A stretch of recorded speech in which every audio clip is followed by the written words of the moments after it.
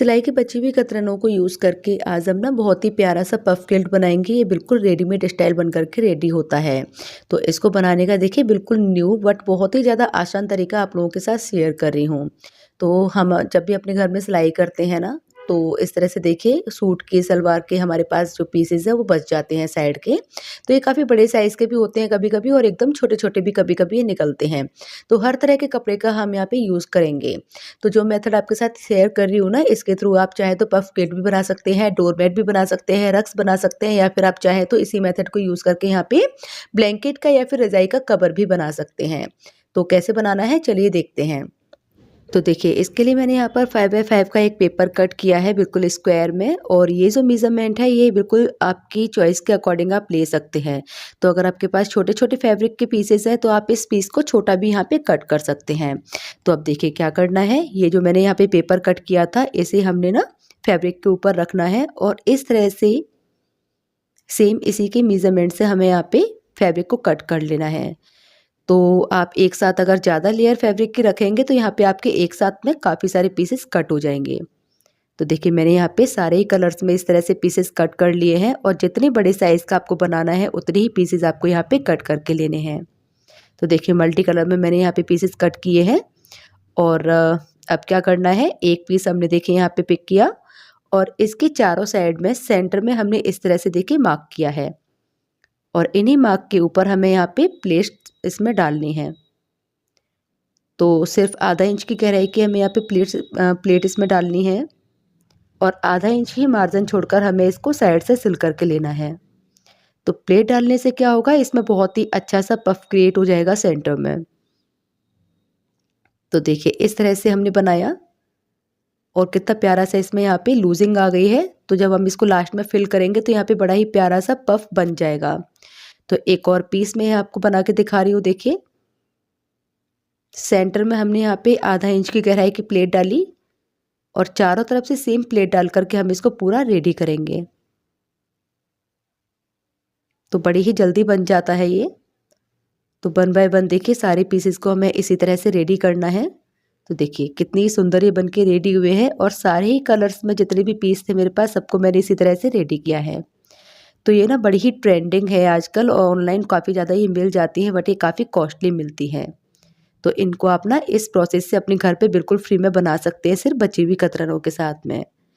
तो देखिए अगला स्टेप क्या है हमारा, हमने जो ये पीसेस रेडी किए थे ना, 2 पीसेस हमें लेने हैं, और दोनों को देखिए एक दूसरे के साथ हमें इस तरह से अटैच करना है। तो बड़े ही सिंपल सा प्रोसेस है इसका, बट हमें यहाँ पे एक ही चीज़ ध्यान रखनी है कि जो हमने सिलाई लगानी है ना, वो उसी सिलाई के ऊपर लगानी है जो हमने पहले सिलाई लगाई थी। इससे ये बड़ी ही फिनिशिंग के साथ में जुड़ जाएंगे। और अपने अकॉर्डिंग कलर कॉम्बिनेशन यूज़ करके आप यहाँ पे देखिए जितनी चौड़ाई चाहें कारपेट या रग की, उतना ही आप इसको बड़ा बना सकते हैं। तो मैं यहाँ पे रग बना रही हूँ। तो देखिए सारे पीसेस को मैंने यहाँ पे एक के ऊपर एक इस तरह से रखा है, और सेम जो हमने सिलाई लगाई थी ना उसके ऊपर सिलाई लगा के इनको कंप्लीट किया है। तो इस तरह से इसका कुछ लुक आया है, और इतना लंबा मैं यहाँ पे इतनी चौड़ाई का मैं यहाँ पे रग बनाने वाली हूँ। तो जिस तरह से हमने ये वाली स्ट्रिप रेडी की है ना, इसी तरह से देखिए सारी ही स्ट्रिप हमें यहाँ पे सेम चौड़ाई की रेडी करके यहाँ पे लेनी है। देखिए कितनी सारी स्ट्रिप मैंने यहाँ पे बना के रेडी की हैं।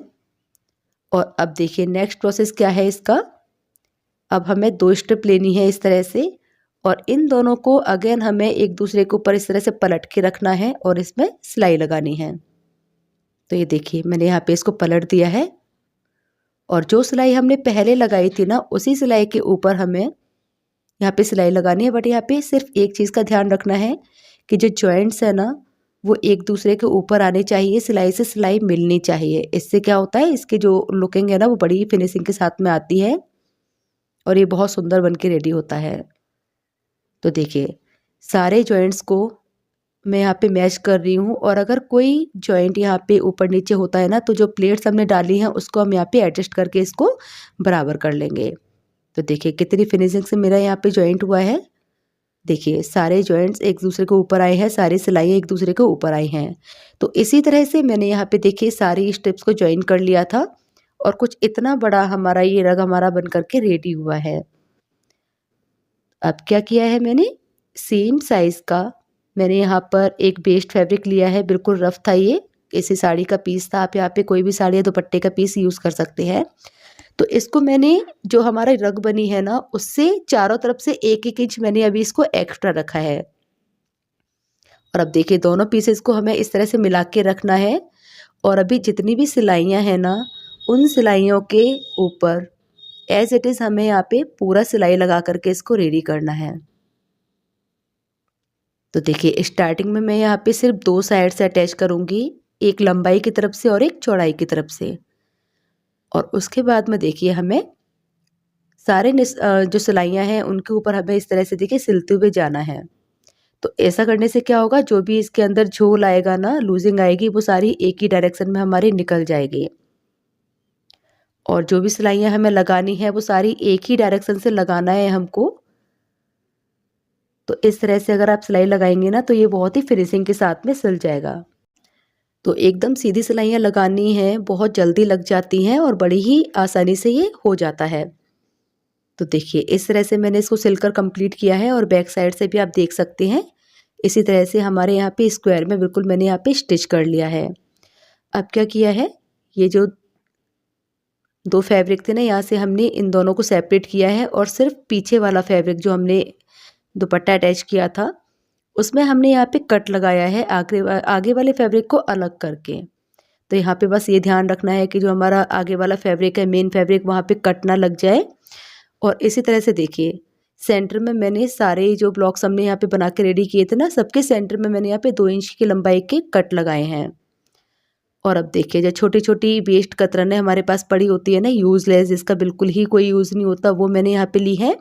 और कुछ जो पुरानी फाइबर हमारे पास होती है सॉफ्ट टॉयज से निकली हुई या फिर पुराने गद्दे रजाइयों से निकली हुई, उसका भी आप यहाँ पे चाहें तो यूज़ कर सकते हैं। तो मैं यहाँ पे देखिए दोनों का यूज़ कर रही हूँ क्योंकि मैं यहाँ पे रग बना रही हूँ। तो मैं यहाँ पे दोनों को मिक्स करके इस तरह से देखिए इसमें फिल करूँगी। बट अगर आप यहाँ पे क्विल्ट बना रहे हैं या फिर कुशन बना रहे हैं इस तरह से, तो फिर आप यहाँ पे फाइबर का ही यूज़ करना क्योंकि फाइबर थोड़ी लाइट वेट होती है और इसके अंदर सॉफ्टनेस ज़्यादा होती है।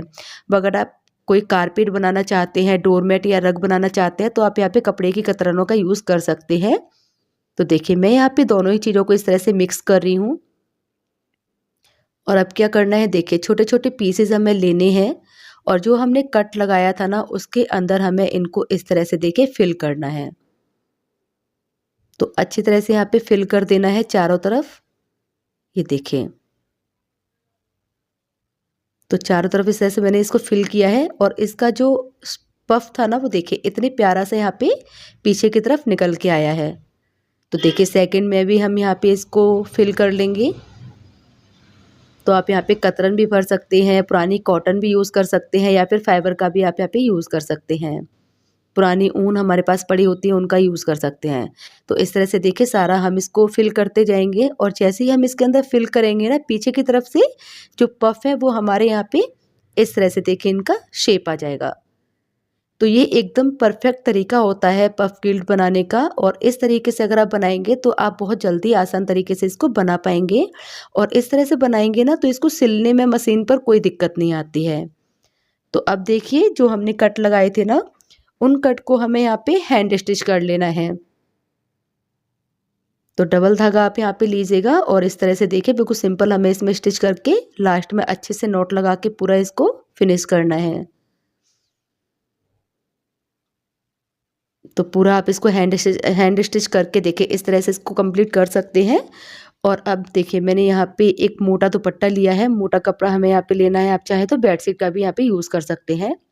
और इसके ऊपर अब हमने अपना रग रखा है और इसके चारों तरफ करीबन 4-4 इंच का मार्जिन छोड़ते हुए मैं यहाँ पे देखिए फैब्रिक को कट कर लूँगी। और साइड में जो ये टैसल्स हैं इसको भी मैं यहाँ से कट करके एकदम फिनिशिंग से पूरे किनारे को कट करूँगी। और करीबन 4 से 5 इंच कपड़ा आप यहाँ पे अगर छोड़ेंगे ना तो आपकी जो पाइपिंग है, इसकी किनारियाँ हैं, बहुत अच्छी बनेंगी। तो देखिए मैंने यहाँ पे क्या किया है, हाफ फोल्ड करके इस तरह से इसको ओवरलैप किया है इसकी किनारियों पे। और यहाँ पे मैं सेफ्टी पिन या आल पिन की हेल्प से हम इसको सिक्योर कर लेंगे। तो अगर आपके पास पिन ना हो या फिर आप नहीं लगाना चाहते हैं तो आप यहाँ पे देखिए सुई में धागा डाल करके सिंपल यहाँ पे कच्ची सिलाई भी लगा सकते हैं। तो पहले आप इस तरह से सिक्योर कर लीजिए पूरे फैब्रिक को। तो इस तरह से देखिए मैंने यहाँ पे कॉर्नर भी सेट कर दिए हैं और इस तरह से मैं इसकी पाइपिंग बनाते हुए पूरा यहाँ पे सिक्योर कर लूँगी। तो चारों तरफ से इसको पहले हम इस तरह से कर लेंगे फिक्स और उसके बाद में देखिए इसके ऊपर हम मशीन से पक्की सिलाई लगा देंगे। तो देखिए मैंने इसको पहले चारों तरफ से हाथ से ही कच्चा कर लिया था अच्छी तरह से और उसके बाद देखिए उसी कच्चे के ऊपर मैं यहाँ पे बिल्कुल किनारी किनारी पर मशीन से इसमें पक्की सिलाई लगा दूंगी। तो ये मशीन से भी बड़ी आसानी से सिल जाता है, बहुत ज़्यादा इसको सिलने में दिक्कत नहीं आएगी। और मेरी छोटी ही मशीन है तो मेरी मशीन से ही बहुत अच्छे से बन पा रहा था। तो देखिए मैंने यहाँ पे सेम ही फैब्रिक की यानी कि जो फैब्रिक मैंने यहाँ पे नीचे बेस में लगाया है उसी फैब्रिक को फोल्ड करके मैंने यहाँ पे पाइपिंग भी लगाई है। बट अगर ऐसा आप नहीं करना चाहते हैं तो आप यहाँ पे पाइपिंग अलग से भी अटैच कर सकते हैं। बट इस तरह से अगर हम पाइपिंग लगाते हैं ना तो पाइपिंग हमारी बिल्कुल फिनिशिंग से लग जाती है और इसमें बिल्कुल भी झोल नहीं आता है। तो ये देखिए आप देख सकते हैं बैक साइड से कितना अच्छा बन के रेडी हुआ है, किनारियाँ भी इसकी बहुत ही फिनिशिंग से हमारी बन गई हैं।